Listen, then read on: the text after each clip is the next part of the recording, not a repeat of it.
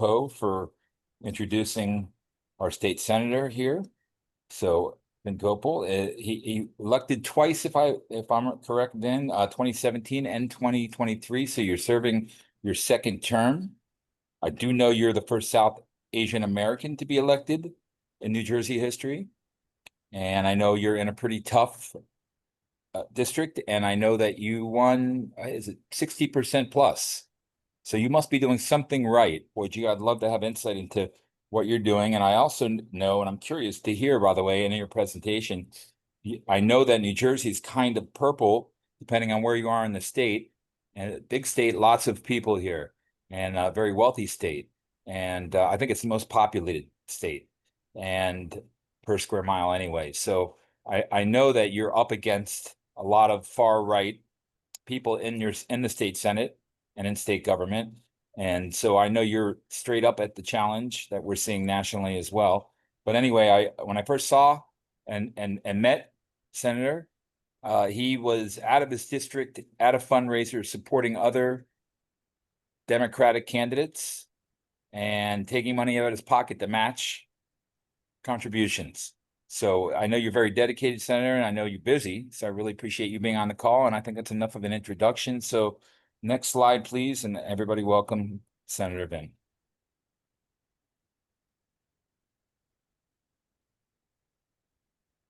You're on mute, I believe. I am unmuted.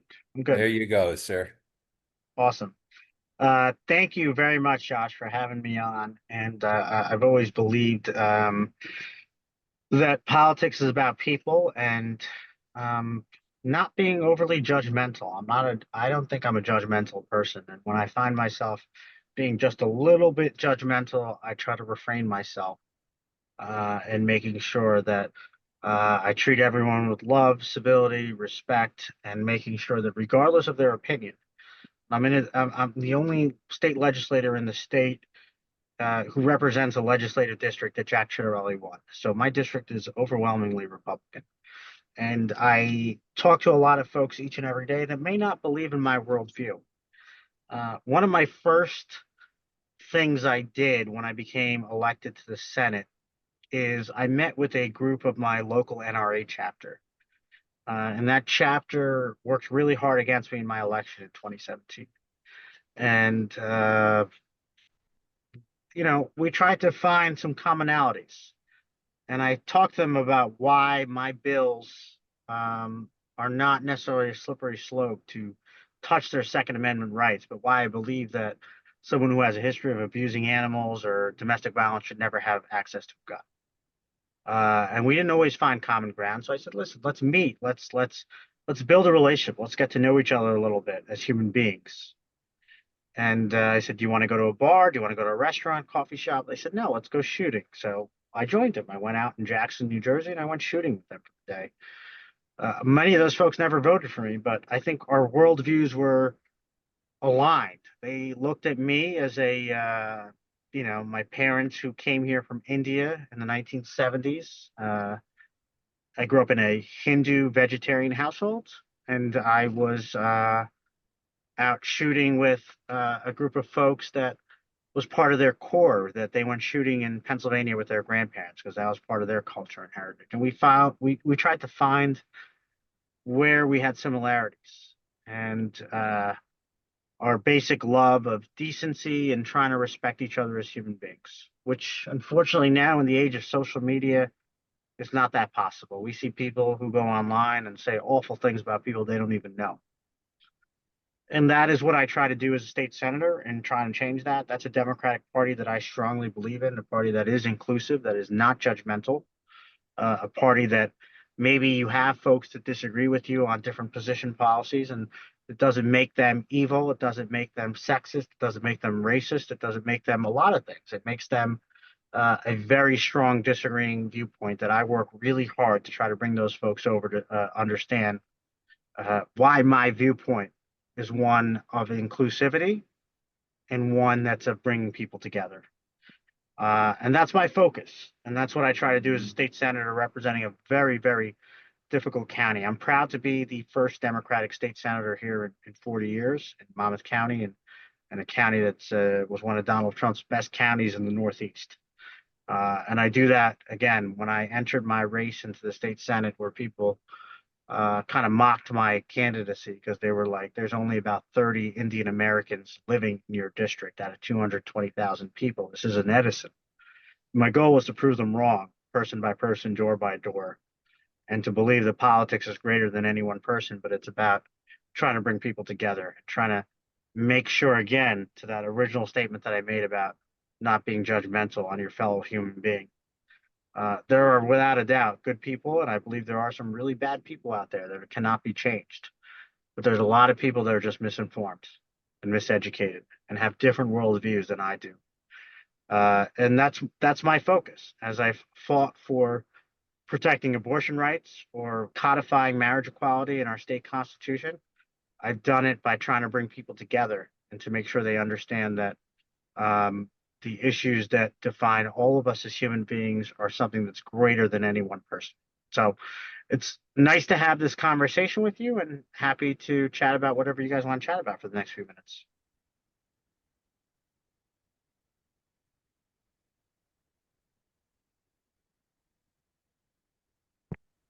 Anybody? Yeah, I have a question. So Sure. as a Democrat legislator, and you're dealing with Republicans, and you know there's different, I'm going to say that from my perspective, there's different types of Republicans. There's the deep MAGA right. There are moderate Republicans, or what they used to be called rhinos, and there's single issue Republicans. How do you deal with each of them? It's a great question. I deal with them differently. I think that we're in a time period that I don't fully understand. Donald Trump has a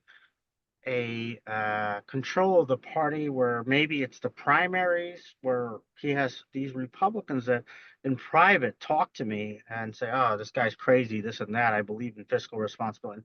And that's not happening. And that concerns me. And I look at an alternate. I look at Mikey Sherrill. Whatever you think about Mikey Sherrill, she was one of a handful of House members in Congress to vote against Nancy Pelosi, whether you agree or disagree. But she did that and went into Congress not once, but twice. First member of Congress to call on Joe Biden to step down. I mean, we have folks on our side and our nominee who's pretty independent. And then I look at Jack Ciattarelli, who says there's not a single thing he can find disagreement with on Donald Trump. And that's what concerns me. You can't find any disagreement. Maybe you shouldn't be pardoning January 6 people that attack cops and first responders. You can't find one area of disagreement. That is what's more concerning to me, is that any one individual is greater than a political party or a Democratic.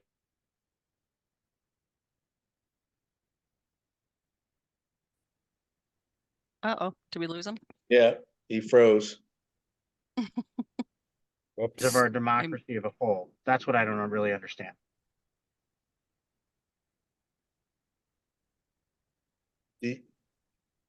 Can I follow up on that?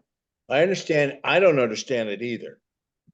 But for myself, I confront them, and some people, even my son, say, Dad, why are you even confronting these people? And my reaction as a father and as a member of society is I feel it is my responsibility to confront some of their crazy conspiracy, some of their crazy hateful behaviors.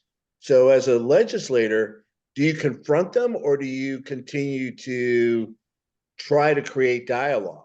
I mean, does dialogue even work with some of these people? Yeah. Or do you have to stand Steve, up and say, you're crazy? You're just crazy. Steve, it's a great point, Steve. And I would tell you 43% are gone. And unfortunately, I didn't waste my time with those folks. I believe there are a bunch of people that are gettable, that are Republicans, Independents, Democrats, non-voters. They're gettable. And that's who I focus on. The ones that are gone, they're gone. And there's only so much time in the day, and everyone has a different strategy, and I respect their strategy. But for me, it's about getting those people in the middle to start creating doubt yeah, there may be things you don't like about the Democratic Party. Democratic Party has the lowest polling numbers in the history of our since polling started on the party. I understand some of the concerns and the frustrations, but there's something greater at stake. We have somebody who is not uh, going by the rule of law, and that is what's beyond concerning. And I think I saw it starting on January 6th, when a number of folks tried to overthrow the government, and people started comparing that to Antifa and things like, things that had nothing to do with the peaceful transfer of power, and it only got worse then. So I think everyone has a different strategy. For me, it is finding those people that are in the middle and trying to win them over. And I'm not batting 1,000. There's a lot that I don't get over, but I at least try my best on each and every one of Thank you. them. Sure. What about with young voters? You're young yourself. Thank you. That's kind of you. Or at least younger than I am. Yeah, for those of us that are older, you're much younger than. I'm balding in a few spots if you look. So I think that those are gettable votes, and they just need to be activated and kind of given a future. What to my daughter who's 31, what kind of future would you kind of inspire her to kind of look forward to?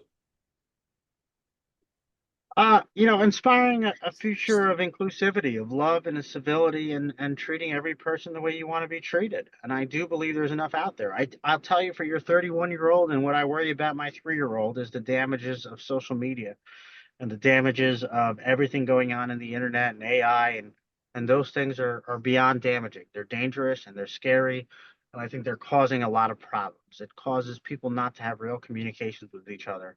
Forget the telephone. It regards people not to have face-to-face conversations. It regards not to be able to have your emotions. I mean, these are things that we teach a toddler to control and understand, or their emotions. And we have adults that don't do that, aren't able to do that. I mean, I could not for the life of me understand. I understand respectfully to everyone on this call. I understand how someone is a conservative Republican. I understand that viewpoint. I understand why they believe in certain foreign policy principles. I believe on why they understand low taxes. I believe a lot of those principles.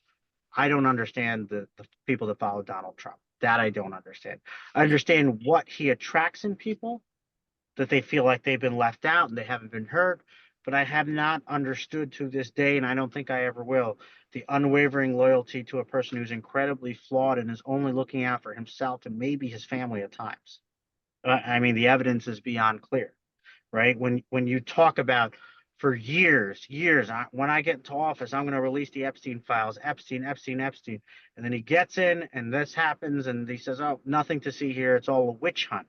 And you have hundreds of thousands of people blindly following that, saying he's right, it's a witch hunt. The inability to have rational thought. For me, I have always been able to criticize. I've criticized Governor Murphy as much as I've criticized Governor Christie. And that is what I think elected officials and human beings should do as a whole. I don't understand this cult-like mentality. That's what I don't get. That's what's dangerous. Hey, Pat, Yeah, Pat's hand is raised. You go for it. I raised my hand like a good girl. Hi, it's really nice to meet you. Thanks for coming Pat. here. I appreciate that. Sure. I don't know what we can do as citizens, or even in government at like your level or even higher, about the fact that Donald Trump, cannot be legally held accountable for anything he does at all. Like, how did that happen? And how do we stop it? That is just the craziest thing I've ever heard. Like, there's no one immune to the law, as far as I'm concerned, that I've ever heard of. I think there's nothing more important than the 2026 elections, the federal elections, to make sure that Congress goes the other way. He's got controls all houses right now, and they listen to him and they oblige by him, and whatever he says is the rule of law. It's beyond a dictatorship. I mean, if you look at this big, beautiful bill, the amount of federal debt it is creating is insane. And that's all we used to hear from Republicans, is about the federal debt. Now that's all out the window. So I wish there was something easier, but right now it's getting a lot of people who are sitting on the sidelines, or who might be undecided, who might want a clear check and balance, right? People that were frustrated by immigration, frustrated by taxes, frustrated by a lot of issues, to say, okay, we need a check. I'm not telling you the Democrats are the best answer here. What I'm trying to tell you is that this guy in the White House cannot go with, unlimited power, which is what's happening right now. Yeah, it's crazy. It's just crazy. Like every day I'm shocked and disgusted at the same time by these like off the wall things he does, and how much Yeah. he's like hurting people, like just like rounding up immigrants, sending them to places that they don't even know where they're going, breaking up their families, and not even like questioning them first, like to see if they're like someone in my town got taken. And he's been here 26 years, owns a business, has a family. Like he's not some sort of like a sleeper cell guy, I'm sure. But they took him and his family, and now they're gone. And as far as we know, they're not coming back. And that's so terrible. And then what I was hearing today about what he is saying and doing about the like the LBG, I don't know all the acronyms, I'm sorry, but like when we were talking earlier before you got on, I thought they were talking about, I believe it's Panama, where they have like open law that you're allowed to kill people like that. Like they encourage it. So like that's what this is going to turn into if we're not careful. I mean, these people, we've worked so hard and so long to get them a voice, and they're killing them off. I don't know what to do. I'm so mad. I just like am beside myself. Understandable, Pat. Bovleen, do you have a question? Yeah, it's more of a comment than a question. I thank you, Senator, so much for taking time out of your schedule to come to this meeting. It really means a lot. I just wanted to commend you in how you lead, and it seems like from a place of love.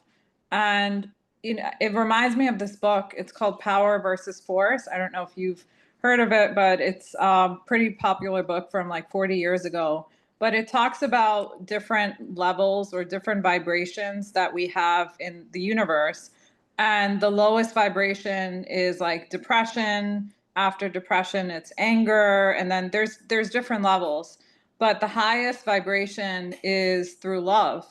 And what he says in the book, and like he also like quotes like physics studies and like, all these like scientific things. And he says, like, if you really want to get something accomplished, you do it through the highest vibration, which is love. And I feel like you were dealing with very, very difficult people, obviously, but leading in that way is going to help us get to the other side of all the hatred that's around us right now. Love it. It looks like Ben. Thank you so much for that comment. I actually just took a note on power versus force, and we'll absolutely look that up. So thank you. Thank you. Yeah, it looks like one of your campaign people saying you're wrapping up right on time. Yes. Sorry, I got to jump off. I have a 9 o'clock that I'm a little late for, but happy to keep engaging with you guys, and I really appreciate your time. Really appreciate yours too. Thank you so much, Vin. Thank you. Take care, guys.